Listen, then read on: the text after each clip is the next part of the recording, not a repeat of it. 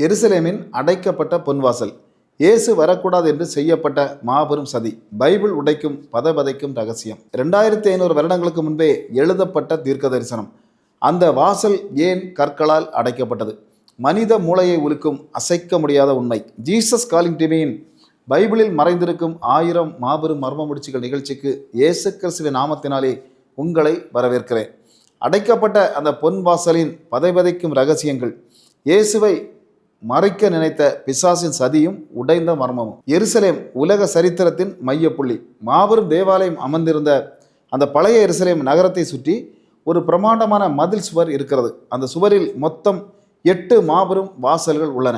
அதில் 7 வாசல்கள் இன்று வரை இரவும் பகலும் திறந்துதான் இருக்கின்றன. மக்கள் அதை பயன்படுத்துகிறார்கள். ஆனால் கிழக்கு திசையை பார்த்திருக்கும் ஒரே ஒரு வாசல் மட்டும் பல 100 வருடங்களாக பிரம்மாண்டமான பாறை கற்களால் முற்றிலும் அடைக்கப்பட்டு கிடக்கிறது. அதன் பெயர்தான் கிழக்கு வாசல் அல்லது பொன் வாசல். எருசலேமை ஆண்ட எதிரிகள் ஏன் அந்த வாசலை மட்டும் அவசரமாக பெரிய கற்களை வைத்து சுவர் எழுப்பி அடைக்க வேண்டும்? அது மட்டுமல்ல, அந்த வாசலுக்கு நேர் முன்பாக ஒரு மாபெரும் கல்லறையை ஏன் உருவாக்க வேண்டும்? ஏனென்றால் அந்த வாசலுக்கு பின்னால் மனித அறிவை ஸ்தம்பிக்க வைக்கும், பிசாசின் இரத்தத்தையே உறைய வைக்கும் ஒரு மாபெரும் பைபிள் தீர்க்க தரிசனம் ஒளிந்திருக்கிறது. இந்த வாசல் திறக்கப்பட்டால் நம்முடைய சாம்ராஜ்யம் அழிந்துவிடும், யூதர்களின் ராஜாவான மேசியா உள்ளே வந்து விடுவார் என்று எதிரிகள் பயந்தார்கள். இன்று எந்த ஒரு உலக சரித்திரமோ கட்டுக்கதையோ இல்லாமல் 100% பைபிள் வசனங்களை மட்டுமே வைத்து அந்த அடைக்கப்பட்ட வாசலின் பதைக்கும் ரகசியத்தை பார்க்க போகிறோம். தேவனுடைய எதிரிகளுக்கு பைபிள் தீர்க்க தரிசனங்கள் மிக நன்றாக தெரியும். சகரியா 14வது அதிகாரத்தின்படி இயேசு கிறிஸ்து மீண்டும் வரும்போது அவருடைய பாதம் நேராக எருசலேமுக்கு கிழக்கே உள்ள ஒலிவ மலையில் இறங்கும் என்பதனை அவர்கள் படித்திருக்கிறார்கள். ஒலிவ மலையிலிருந்து எருசலேம் தேவாலயத்துக்கு நுழைய வேண்டுமானால் அதுக்கு நேராக இருக்கும் அந்த கிழக்கு வாசல் வழியாகத்தான் இயேசு உள்ளே வர வேண்டும். அதனால் எதிரிகள் ஒரு மாபெரும் சதித்திட்டம் போட்டார்கள். அந்த வாசலை கற்களை வைத்து அடைத்து விடுவோம், அதை மீறி அவர் வர நினைத்தால் வாசலுக்கு முன்பாக ஒரு மாபெரும் கல்லறையை கட்டி பிணங்களை புதைத்து விடுவோம் என்று திட்டமிட்டார்கள். ஏன் கல்லறை? ஏனென்றால் பைபிளில் உள்ள லேவியராகம சட்டத்தின்படி ஒரு பிரதான ஆசாரியன் பிணங்கள் இருக்கும் கல்லறை பக்கமாக நடந்து சென்றால் அவன் தீட்டுப்பட்டவன் ஆகிவிடுவான். மாபெரும் பிரதான ஆசாரியராக இயேசு வருவதால் அவர் அந்த கல்லறையை தாண்டி வரமாட்டார். அப்படியே வந்தாலும் பைபிள் சட்டப்படி அவர் தீட்டுப்பட்டு விடுவார். அதனால் அந்த வாசலை திறக்கவே முடியாது என்று பிசாசு கணக்கு போட்டார். ஆனால் பிசாசு தன் அறிவாளித்தனத்தால் செய்த மாபெரும் காரியம், சர்வ வல்லமையுள்ள தேவன் 2500 வருடங்களுக்கு முன்பே எழுதி வைத்த ஒரு தீர்க்க தரிசனத்தை 100% துல்லியமாக நிறைவேற்றி இருக்கிறது என்று சொன்னால் நம்ப முடிகிறதா? வேதாகமத்தில் எசேக்கியேல் 44வது அதிகாரத்தை திருப்பி பாருங்கள். இயேசு கிறிஸ்து இந்த பூமியில் பிறப்பதற்கு 500 வருடங்களுக்கு முன்பாகவே எசேக்கியேல் தீர்க்கதரிசிக்கு தேவன் ஒரு மாபெரும் தீர்க்க தரிசனத்தை காட்டுகிறார். தேவன் எசேக்கியேலை எந்த எருசலேமின் கிழக்கு வாசலுக்கு நேராக கூட்டி கொண்டு போகிறார். அங்கே எசேக்கியேல் பார்த்த காட்சி என்ன தெரியுமா? எசேக்கியேல் 44:1-2. அவர் என்னை பரிசுத்த ஸ்தலத்துக்கு வெளிப்புறமான கிழக்கு முகமான வாசலின் வழியே திரும்ப பண்ணினார். அது பூட்டப்பட்டிருந்தது.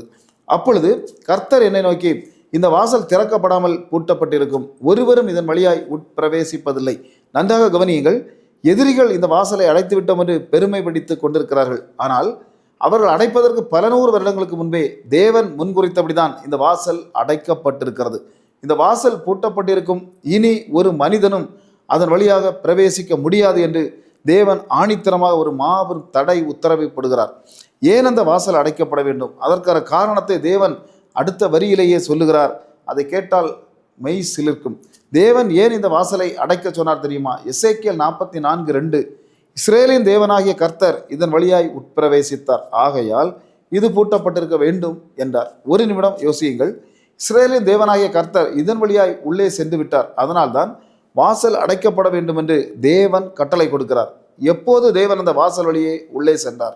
புதிய ஏற்பாட்டை திருப்பி பாருங்கள். இயேசு கிறிஸ்து சிலுவையில் அறையப்படுவதற்கு சில நாட்களுக்கு முன்பாக ஒரு கழுதை குட்டியின் மேல் ஏறி ஓசன்னா ஓசனா என்ற முழக்கத்தோடு ஒரு மாபெரும் ராஜாவாக எருசலேமுக்குள் பவனி வந்தாரே, அவர் எந்த வாசல் வழியாக தேவாலயத்திற்குள் நுழைந்தார் தெரியுமா? அதே கிழக்கு வாசல் வழியாகத்தான் சர்வ வல்லமையுள்ள தேவனாகிய இயேசு கிறிஸ்து மாமிசத்தில் மனிதனாக வந்து அந்த வாசல் வழியே உள்ளே நுழைந்து விட்டார். ராஜாதி ராஜா அந்த பாதையை பயன்படுத்தி விட்டார். இனி எந்த ஒரு சாதாரண மனிதனும் அந்த புனிதமான வாசலை பயன்படுத்தக்கூடாது என்பதற்காகத்தான் தேவன் எதிரிகளின் மனதை கடினப்படுத்தி அந்த வாசலின் கற்களை கொண்டு நிரந்தரமாக அடைக்க செய்தார். அப்படியானால் அந்த வாசல் இனி திறக்கவே திறக்காதா? திறக்கப்படும். எப்போது தெரியுமா? எசேக்கியேல் 44:3 அதிபதியாகி அந்த மேசியா மீண்டும் வரும்போது அந்த வாசல் திறக்கப்படும்.